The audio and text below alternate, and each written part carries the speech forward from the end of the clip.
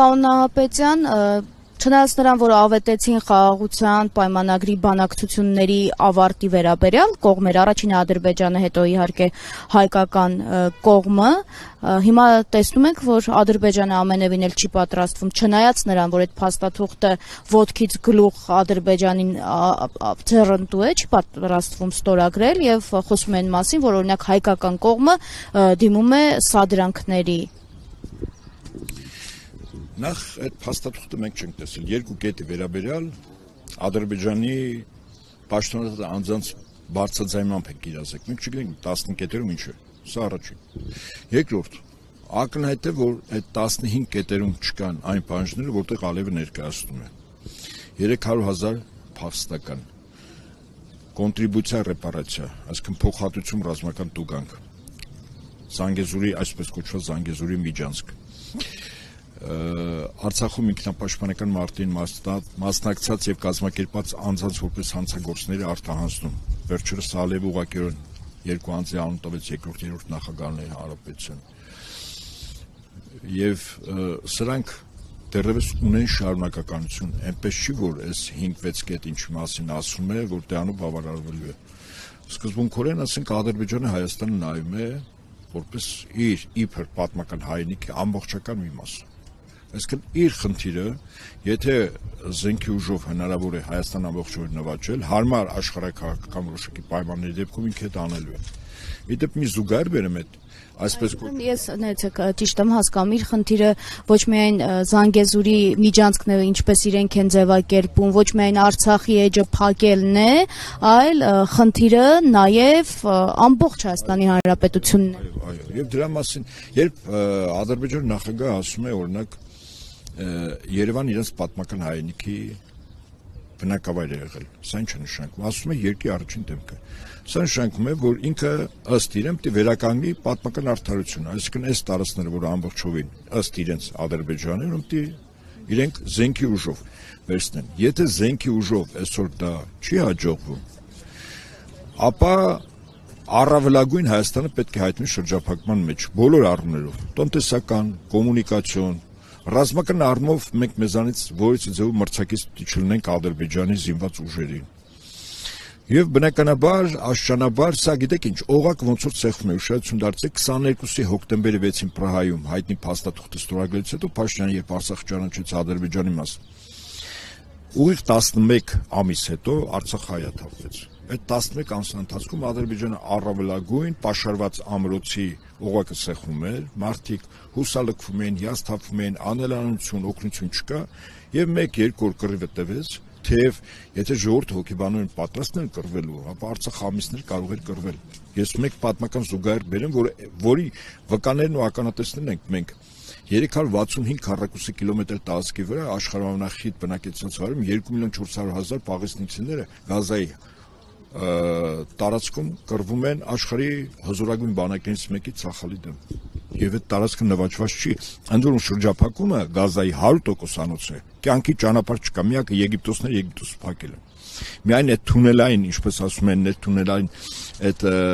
կոմունիկացիաներն են օգտագործում։ Արցախի հնարավորությունը դառնում շատ ավելին էր, քան այսօր Գազային։ Խնդիրը այստեղ հետևյալն է, մարդը ցանկանում է կռվել, որոշակի զոհությունների գնալ, մնացած մասը որպեսզի ապրի, թե ոչ։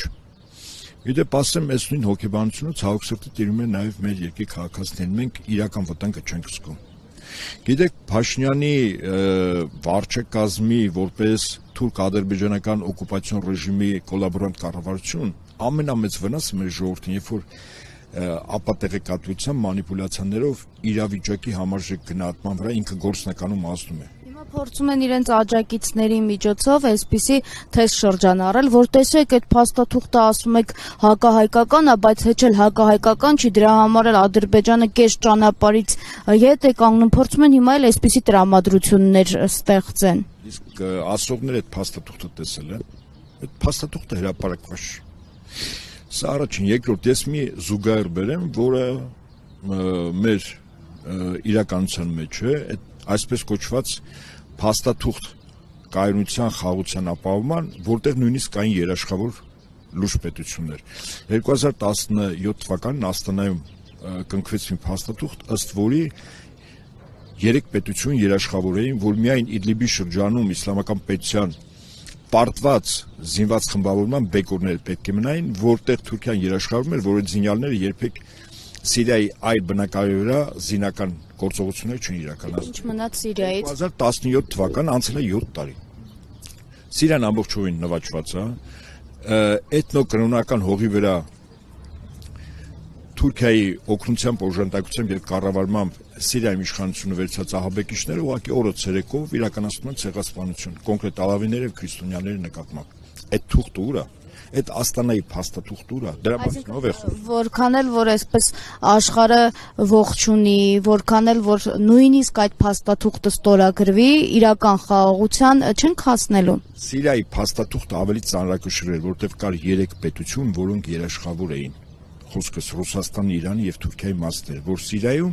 Իդլիբից զինյալները չեն իշնի մնացած տարածքներում ռազմական գործողություններ սկսեն։ Դրան գումարած այդ գործընթացին ներգրաված էր ՄԱԿ-ը, Միացյալ Նահանգները եւ Հորդանանը։ Այսինքն պատկերացեք 6 պետություն երաշխավոր էին, որ Սիրիայում ամեն ինչ նորմալ կլինի։ 6 պետություն։ Հայ-ադրբեջանական այս թնջուկը լուծելու ժամանակ այսպես կոչված խաղաղության պայմանագիրը ստորագրելուց չկա որևիցե միջնորդ երաշխավոր կողմ։ Մեկը կար, որը արևմուտքին կոնկրետ Բրիտանիան ձեռք չէր տալիս, դա Ռուսաստան դաշնություններ եւ կնքված էր 4 երրակողմ հայտարարություն։ Ընդ որում ասեմ ձեզ, 4 երրակողմ հայտարարության մեջ որից է ձևով արտացոլված չէր Ալիևի այն պահանջները, 6 պահանջ, որի մասին ես իմ խոսքի սկզբում ասացի։ Նոյեմբերի 9-ն էլ երրակողմ էր, բայց կար երաշխավոր Ռուսաստանը։ Այսօր բայց ինչ մնաց Արցախից։ Իմ ասեմ, այդ 4 երրակողմի ձախողման 2 պատասխանատու կա՝ Ադրբեջանը եւ Հայաստանը։ Իդեպ ձեր ուշադրությունը հրավիրեմ մեկ փաստերա, որի մասին իդեպ կամ չեն խոսում կամ շատ հպանցիկ։ 4 երրակողմից միայն մեկում է, որ Ռուսաստանը կողմ է, այսինքն քվեարկության ժամանակ ինքը ձայնի իրավունք ունի։ Նոյեմբերի 9-ում Ռուսաստանը առաջին հոդվածով կողմ չէ, առաջին հոդվածով նշում է կողմեր այդ փաստաթղթի դա Հայաստանն ու Ադրբեջանը։ Այսինքն, եթե Հայաստանն ու Ադրբեջանը պայմանավորում են ինչ-որ մի բանի շուրջ, որը բխում է կամ այդ փաստաթղթի տրամաբանությունից կամ այլ կետեր են, որը ներառված չի 4 երրակողմում։ Իհարկե, սա ամենակարևորը, երբ Արցախը ճանաչվեց Ադրբեջանի մաս, դա Ալիևին իրավունք վերապահեց ռազմական ուժի կիրառմամբ լուծել Արցախի խնդիրը։ Լուծումը ինչպիսին է։ Ինձ համար ակնհայտ է, որ նոյեմբերի 9-ի վերադառնալը այսօր, որքան էլ որ մեր համար այդպես ոչ շահեկան է, բայց դա կապիտուլյացիոն փաստաթուղթ չի, կապիտուլյացիա չկա։ Այն ինչ հիմա Ալիևը Հայաստանին պարտադրում է Փաշինյանին, դա կոնկրետ կապիտուլյացիա է։ Ասեմ ձեզ օրինակ, պատական է, որ 4 տարվա ընթացքում իբր բանակի վերազինման անձնակազմի ներգրավման, մասնագիտական ունակությունները բարձրացնելու, զորավարժություններ անելու Փաշինյանի ամբողջ գործունեությունը ունի զրոյական արդյունք։ Այսինքն մենք գործնականում մրցակից բանակ Ադրբեջանի հետ չունենք։ Այսինքն Ադրբեջանը ամենայն հավանականությամբ Փաշինյանին Ալիևը պարտադրել է, ես պարտադրանք ես չեմ բացառում եղել հենց 22 թվականի հոկտեմբերի 6-ին Պրահայում, բացի այն, որ ինքը ստորագրել, ինքը լրացուցիչ, ասենք տեսախցիկի առաջ պարտավորություններ է վերցրել։ Այնպես ինչպես օրինակ 1920-ի Ալեքսանդրապոլի պայմանագրում Հայաստանը բանակ չուներ։ Հիմա երևույթ ունի, բայց չգիտես ինչու զենք չեն կարողանում գնել, չգիտես ինչու զրո զորավարժություն։ Լավ, եթե Ադրբեջանը ձգտում է խաղաղության, իրեն պետք է յուրաքանչյուր տարի 10 մեծ զորավարժություն իրականացնել այլ պետությունների հետ։ Ներքին զորավարժությունների թվականակի մասին չեմ խոսում, որտեղ բանակի մարտունակության մեկ գնահատման չափորոշիչ կա։ Դա մարտի դաշտն է։ Մարտի դաշտից առաջ ստուգվում է զորավարժանը, այսինքն զորավարժությունների ժամանակ հիմա մեզ լսողները թող գնահատեն Հայաստանը քանի զորավարժություն արել։ 3-ը պետք է աներ հապկի կազմում Հայաստանում։ Չի արել։ Հայաստանը կարող է մասնակցել հապկանդամ երկրներում տեղնուցող զորավարժություն չի մասնակցել։ Այսինքն գործնականում Հայաստանի բանակը անմրցունակ է Ադրբեջանի բանակի հետ, եւ դա Ադրբեջանի եւ Թուրքիայի կարծում պահանջներից եղել, որի մասին բնականաբար Փաշինյանը չի բարձրացրել, բայց այն այլանդակությունը բանակի հետ կապված, որ կատարվում է սպանություններ, ինքնասպանություններ, այդքան դեպքեր, հա, կարող ենք ասել, որ հիմա Ադրբեջանը հող է նախապատրաստում նաեւ ուժի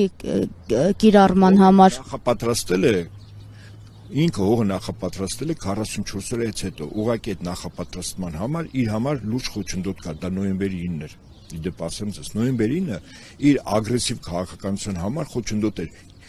Դրա համար 22 թվականի առանց Ռուսաստանի միջնորդության, որտեղ 11 ամիս Ռուսաստանին, Ադրբեջանն ու Հայաստանը դուրս էին դրել բանակցային ձևաչափից, ընտրել են Բրյուսելը, եթե հիշում եք, եւ Պրահայում ովքեր էին ներկայ այդ փաստաթղթի ստորագրմանը, Շարլ Միշելը եւ Մակրոնը, Արևմուտքը, այսինքն երբ նոյեմբերին եւ մյուս երակոմ փաստաթղթերը մի կողմի վրա ես դնում, որ այո վատն է, բայց դա կապիտուլյացիա չի, հիմա Ադրբեջանը ակնհայտ է, չէ, գնում է կապիտուլյացիոն պարտադրանքի։ Իդեպ Ադրբեջանի նախագահի բոլոր պահանջները չկան այդ 4 երակողում։ Իսկապես դուք անդադ խոսում եք նոյեմբերի 9-ից, բայց հենց նոյեմբերի 9-ի փաստաթղթի արկայության պայմաններում դատարկվեց Արցախը, բռնագաղթ եղավ եւ ուզում եմ հիշեցնել, որ այն ժամանակ էլ այնպես չէր, որ բնակիչներին իրենք կարող էին օրինակ պաշտպանել ուժ կիրառելով Ադրբեջանի նկատմամբ, ասում էին, որ իրենց խնդիրը այնտեղ միայն խաղաղասիրական է, իրենք կրակելու առաքելություն չունեն, անկախ նրանից այնտեղ մարդիկ սպանվում էին, թե չէ, այսինքն այստեղ ինչ որ բանավիճելու խնդիր կա։ Ես փաստերի վրա եմ, հա, այսինքն եզրակացություններ, ենթադրություններ անել մի իրողության շուրջ, որտեղ կան փաստեր, ավելի լավ է բարձրացնել փաստերի մասին։ Փաստ առաջին։ Նոյեմբերի 9-ով Հայաստանի եւ այլ պետության տարածքում գտնվող էթնիկ հայերի միջև կար միջանցք, ճիշտ է, Լաչինի միջանցք, որտեղ Ադրբեջանի սահմանապահ զորքերը եւ Մաքսայինը չկար։ Միջանցքը դա է։ Այսինքն այդ տարածքը Լաչինի միջանցքը դա Ադրբեջանի իրավասության Բայց հետո բլոկադա, դրանից առաջ գազի խնդիր։ Մի րոպե, եկեք ամեն ինչ հերթով հա գնանք։ Ուրեմն չկար եւ Հայաստանից հանգիստ մեքենաները գնում էին Արցախ։ Միայն խաղապարները դիմավորում էին, փաստաթղթերը ստուգում էին եւ ժպտալով ճանապարհ, բարի ճանապարհ էին, չէ՞, մաղթում։ Հիմա 44 օրից անցավ 3 տարի։ Արցախը որքան ամրացրեց իր պաշտպանունակությունը։ Ես կարծում եմ, այդպիսի խնդիր ընդհանրապես դրված չէ Արցախի ռազմաքաղաքական ղեկավարության կողմից ներսում հաջորդ մեծ պատերազմին կոնկրետ Ադրբեջանի հետ պատրաստվելու։ Հիմա ինչ վերաբերում է շրջափակումը երբ սկսեց։ Ուրեմն 21 թվականի նոյեմբերից մինչև 22-ի հոկտեմբեր Հայաստանը Ադրբեջանի հետ բանակցել առանց Ռուսաստանի, սա փաստ է։ Միջնորդը Բրյուսելն է եղել, որի վերջն արդյունքը եղավ 22-ի հոկտեմբերի 6-ը։ Հիմա նայեք, 22-ի հոկտեմբերի 6-ից, երբ Ադրբեջանի ղեկավարությանը իրավունք տրվեց ուժով Արցախը վերցնել, որտեղ Հայաստանը ճանաչել էր Արցախը Ադրբեջանի մաս, բայց Ադրբեջանին եթե հաջորդ օրը իսկ ինքը ռազմական գործողություն սկսեր, ինքը բավական լուրջ կորուստներ կարող ուներ։ Ուրեմն պետք էր, որ այդ Արցախում ապրող մեր հայրենակիցները հուսալքվեն, հիասթափվեն, հա, 11 ամիս շրջափակման մեջ պայեց։ Հիմա հիշեք Հակարի կամրջի մոտ ինչպես ադրբեջանցիները փակեցին ճանապարհը։ Հիշում եք այդ դրոշի պատմությունը, երբ հայկական ժամանակը եւ Փաշինյանի համախոհները ասում են, որ ռուսներն են այդ դրոշի տանը բարձրացնում։ Հետո պարզեց ոչ միայն ռուսները չեն, ռուսները դրոշը իջեցրել են, Հակարի կամուրջը իրենց հսկողության տակ էր, ադրբեջանցիները փորձում էին ուժով վերցնել։ Եթե հիշում եք, հաջորդը տեղ գյուղի բարձունքները, որ Հայաստանի Հանրապետության տարածք էին, Հայաստանի օրվա իշխանությունները տվեցին ադրբեջանցիներին։ Այդ բարձունքների վրա եթե հիշում եք 4 ասում էին ռուսները շուտ են դուրս եկել իրենց ասած ժամանակից, այդպես ես փաստեր եմ արձանագրում։ Ուրեմն այդ բարձունքները ինչու Փաշինյանը տվեց։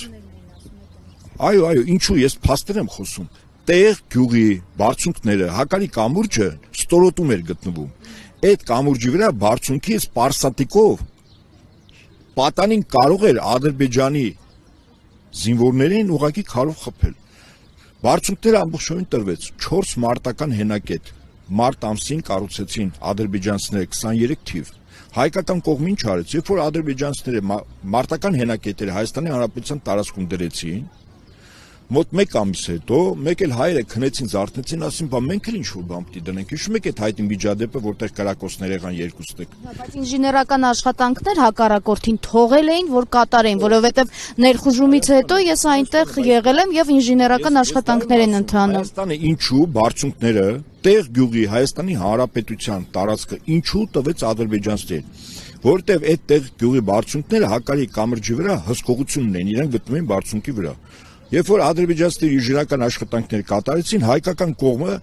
մի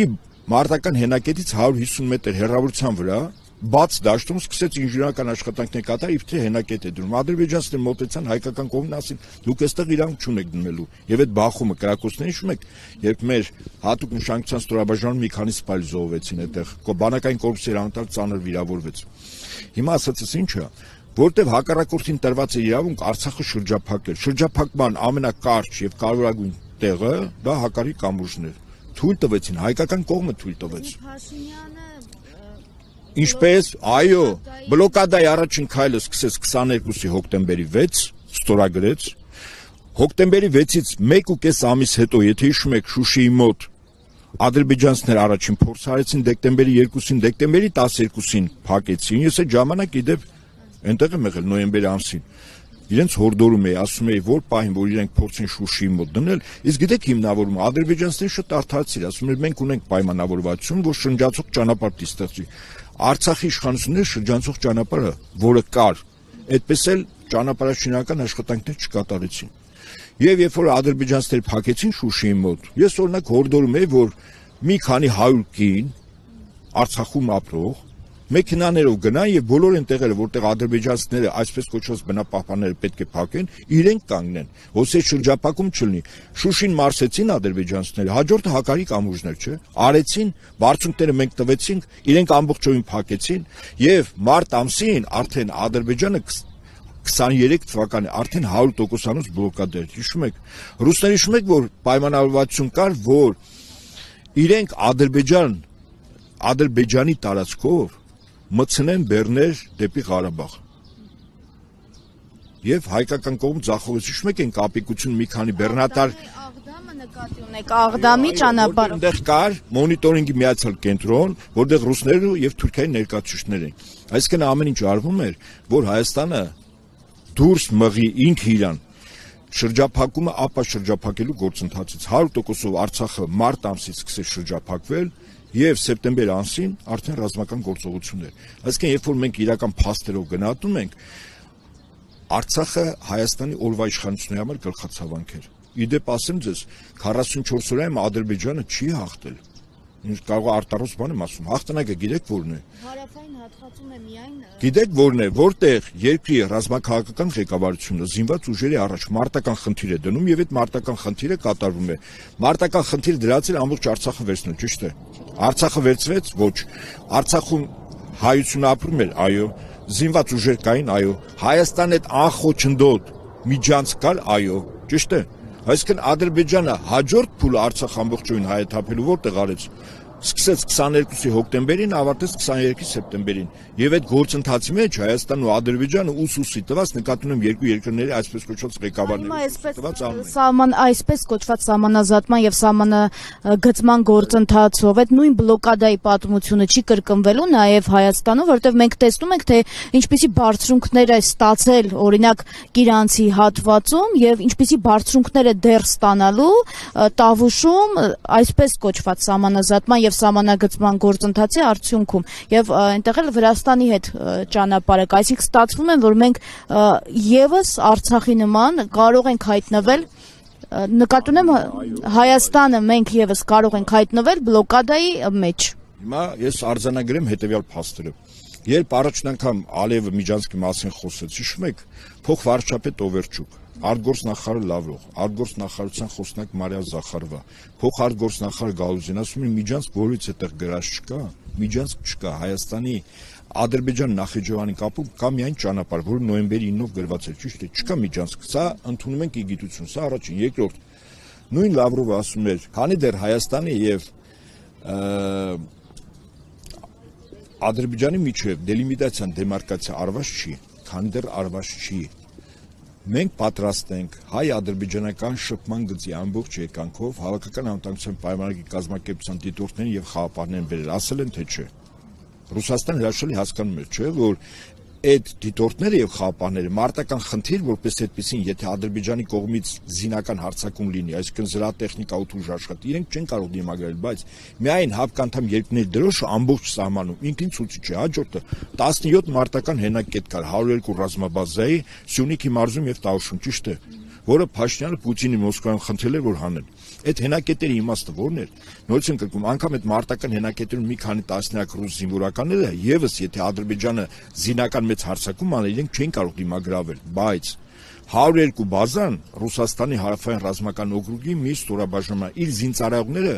17 մարտական հենակետում սա զսպաշապիկ էր Ալևի համար։ Հիմա հարց Փաշինյանը ինչու հանեց, ինչու դիտորդներ խաղապարներ չբերեց, ինչու մարտական հենակետերը հանեց։ Այսինքն մենք հասկանում ենք, որ հիմա նույն գործընթացն է գնում եւ դելիմիտացիան դեմարկացիան կոնկրետ ասում էր, որ քանի դեռ չի սկսել եւ ավարտել, սա Լավրովը բազմիցս ասել է, եկեք այդ սահմանի վրա մենք կանգնենք, որովհետեւ Ադրբեջանը գործողություն չանի, ինչու Փաշինյանը չհամաձայնվեց։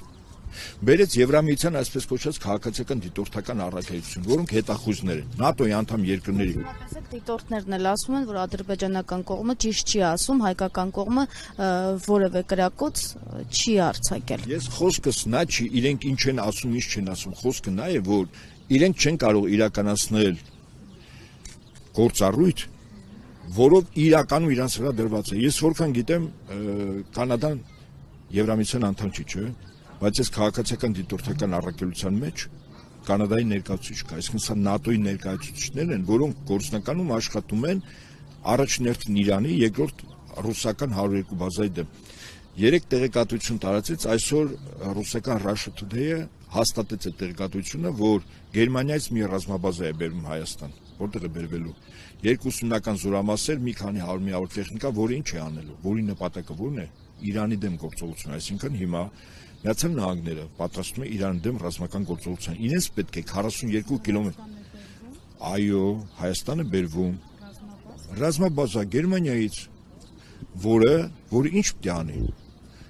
Նա ինչու է բերվում։ Սա նաև աբսուրդի ժանրից է, երբ ՆԱՏՕ-ն Ռուսաստանի հետ պատերազմի մեջ իսկ դրա մասին Հայ Հանրապետությանը չի ասում։ Ես վաղուց եմ ասել, դրա մասին ասում է Թրամփը, Դոնալդ Թրամփը, ԱՄՆ 47-րդ նախագահը, որ Ուկրաինայում ՆԱՏՕ-ն է կռվում Ռուսաստանի դեմ։ Հիմա ՆԱՏՕ-ն այստեղ զորք է բերում, Պենտագոնը զորք է բերում, մյուս կողմից էլ այս նույն տարածքում 102 ռազմաբազայի զորքն է։ Իրար հետ մեկ այլ տարածքում պատերազմի մեջ գտնող երկու ռազմաքաղաքական կառույցների զինծառայողներ գտնում են մի տարածքում, այսինքն Հայաստանը դառնում է աշխարհի ամենաշիկացված թեժ կետերից մեկը։ Բերում է ինչի համար 42 կիլոմետր, դա միակ տարածքն է Իրանի համար կյանքի ճանապարհ, որտեղ ՆԱՏՕ-ի զորք չկար։ Իդեպ առաջ 144 էր։ Ամբողջովին 102 կիլոմետր Կուբատի Զանգելան Ջեբրայել Արաքսի հովիտը, որտեղ հայկական զինուժներ չէ կանգնած։ Իրանի սահմանը դա հանձնվեց։ Հիմա այս 42 կիլոմետր այո այդ զորքը բերվում է, որ այդ 42 կիլոմետր եւս վերցնի եւ եթե Իրանի դեմ գործողություն սկսի, Փաշինյանի կարճամիտ կամ չգիտեմ ինչ ասեմ, դիլետանտ, այլ բառեր ավելի խիստ բառեր չօգտագործեմ, կեցվածքով Հայաստանը իր տարածքը տրամադրում է Իրանի դեմ ռազմական գործողությունների համար։ Այո, Հայաստանի տարածքը եւս պետք է օգտագործի։ Դուք պատկերացնում եք, եթե դրա մասին շարքային քաղաքացիներ կամ վերլուծաբաններ բաց աղբյուրներից արդեն այնքան փաստական հիմքեր կան, որ մենք հիմա գնահատական տանք, Իրանի հատուկ ծառայությունների հետախուզությունը անհիշելի ժամանակներից Հայաստանում աշխատում է։ Եվ նրանք հրաշալի գիտեն, չէ՞, որ Հայաստանը իր տարածքը տրամադրում է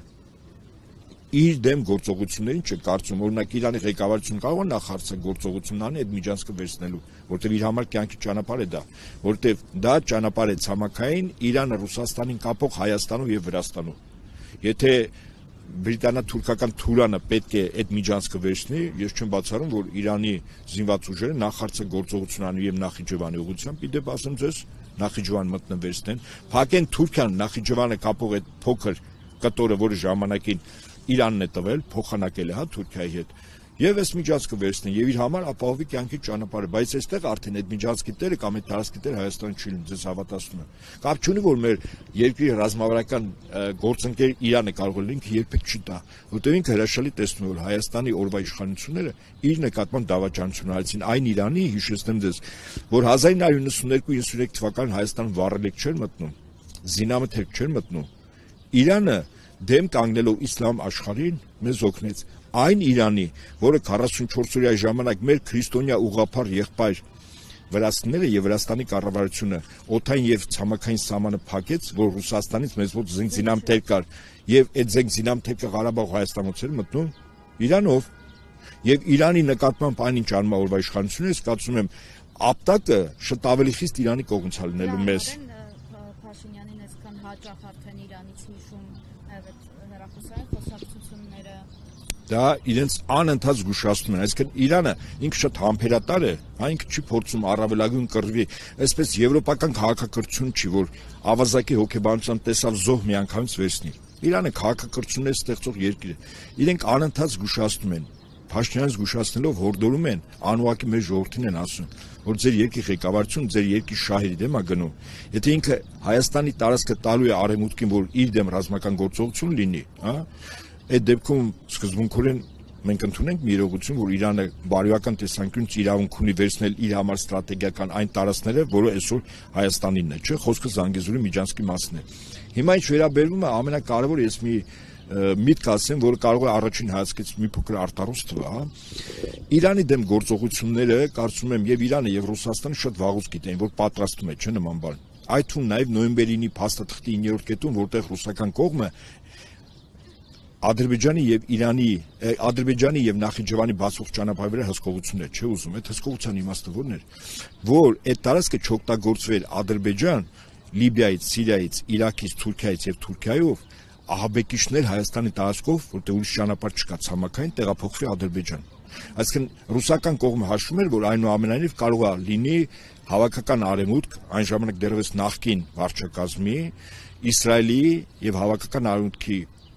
մի կողմից, մյուս կողմից Իրանը չպատրաստ, տեսականորեն ընդունել, կարող է չէ լինել։ Հաշվել են, որովհետև անգամ նոյեմբերի 9-րդ կետում այդ հսկողություն բառը դրել են, այո։ Հիմա եթե այդ կռիվը լիներ եւ ցամաքային օպերացիան Իրանի դեմ սկսվեր նաեւ Ադրբեջանից եւ առաջին հերթին Ադրբեջանից, ինչ է կարծում, որ տարածքից էին հարվածելու Լեռնային Ղարաբաղի Հանրապետության եւ Կուբատլի Զանգելան Ջեբրային Արաքսի հովիտի տարածքներից, չէ՞։ Այսինքն Իրանը մի կողմից հրթիռակոծել, հրետակոծել, ռմբակոծել այդ տարածքները Ադրբեջանի եւ Ադրբեջանը նույնը Իրանի։ Իսկ այդ տարածքում ովքեր էին ապրում այդ ժամանակ։ Ղարաբաղի հայությունը, դուք պատկերացնում եք 120,000 հայ այդ պատերազմի ժամանակ ոնց էր դուրս գալու։ Այդ ու նաեւ 5,000 խաղապահ։ Հիմա եթե մի խոր ավելի հեռու գնանք, խորքերը փորձենք նայել։ Եթե Աստված մի արած է, բայց հիմա ամեն ինչ գալիս է, չէ՞ դրան։ Երկու օր է Միացյալ Նահանգները հարվածում են Եմենին հուսիտներին։ Իսկ հուսիտները Իրանի պրոքսի կառույց են, չէ՞։ Զինական, մարտունակ, ռազմատենչ արաբների այդ ճյուղն է, այդ տոհն է, որտեղ ամենառազմատենչն են իրենք։ Հիմա այս ամեն ինչը Իրանի դեմ է, չէ՞, պատրաստում, հասկանում ենք, չէ՞։ Եվ եթե Իրանի դեմ ցամաքային օպերացիա սկսեց, առաջին հարվածային ուղղությունը ես վստահաբար եմ ասում, դա Ադրբեջանից է լինելու։ Իսկ եթե Ադրբեջան սկսի Իրանին հարվածելու այն տարածքներից, որտեղ մի ժամանակ հայերն են, չէ՞, ապրում։ Եվ Իրանն էլ է, չէ՞, պատասխանելու։ Պատասխանում եք Արցախի բնակչությունը այդ հարվածների ժամանակ ընդհանրապես ապրելու էր մի տարածքում, որտեղ առավոտից երեկո իրենց գլխների վրայով եւ իրենց վրա թափվելու էր ռումբեր եւ հրթիռներ, չէ՞։ Հիմա փոքր ավելի որ հեռու նայենք։ Միգուցե բարին են էլ որ իրենք դուրս եկան եւ եթե այդ Աստված մի ասե տեսականորեն այդ կռիվը որ սկսի, այնտեղ այն կռիվը եթե սկսի 120,000 հայ այսօր գոնե Հայաստանում են, մի մասը Ռուսաստան են դուրս եկել, չէ՞։ Որտեվ այնտեղի հայությունը նորից եմ ասում կամային ոչ ամենաբարձր որակները հանդես բերեց, որտեվ բերել էր այդ որակները 88-94 թվին, որտեղ մենք հաղթել ենք եւ հաղթանակի առողջի բաժինը առաջին հերթին Արցախում ապրող մեր հայրենակիցներ, մեր քույրերն ու եղբայրները կռեցին տեղի բնակչությունը։ Ցավոք սրտի նյութական էս նյութապաշտ աշխարհում պատերազմող երկրի տրամաբանությամբ, հոգեբանությամբ չէին ապրում, ոչ Արցախում մեր քույրերն ու եղբայրները, ոչ Հայաստանում։ Շնորհակալ եմ, բայց եզրափակենք, որ այդքան ժամանակահատված բլոկադայի եւ սովի պայմաններում մնացին եւ ավելի շատ զոհեր տվեցին երկրորդ ընթացքում հակառակորդին, քան ողջ 44-օրյա պատերազմի ժամանակ։ Ես համակարծիք եմ ձեր գնահատականի հետ, բայց ընդունենք իրողություններ։ Ես միշտ այդ զուգահեռը բերում եմ, սա մեր համար ցուցիչ է իսկապես։ Ամբողջովին 100% շրջափակված Գազայի հատվածում 2,400,000 մարդ մահ ու կենաց կռիվատած։ Այո, այդ պաղեստինցիների այդ ճակատագիրն է։ Իրենք գոյութենական կռիվ են տալիս։ Մենք այդ գոյութենական կռիվը որպես մոտիվացիա մեզ համար եղել է 88-94-ին։ Ձեզ վստահեցնում եմ։ Ես ինքս այս կամ այն չափով առնչվել եմ այդ ամեն ինչին։ Ես գիտեմ այն առյուծ տղերքը, որոնք ադրբեջանցիներին ծնկի էին բերում փոքրաթիվ ուժերով, փոքրաթիվ սպառազինությամբ, որ Մոնթեի Մարտունու պաշտպանական շրջանի տանկերի 90% ադրբեջանական էին, որտեղ այդ տանկերը գրավում էին, հասկանում եք։ Այսինքն այդ առյուծից բերեցին մեր երկրում եւ Հայաստանում, ցավոք սրտի, եւ Արցախում բերեցին մի հոգեվիճակի, որտեղ մարդը սկսեց կյանքի իմաստեցնել, ոչ թե հայրենիքը պաշտպանելը, այլ լավ ապրելը։ Հավասիկ պատերազմող երկրում եթե քաղաքացին լավ ապրելու մասն է մտածում, կացում վերջաբան շատ տխուր է լինում։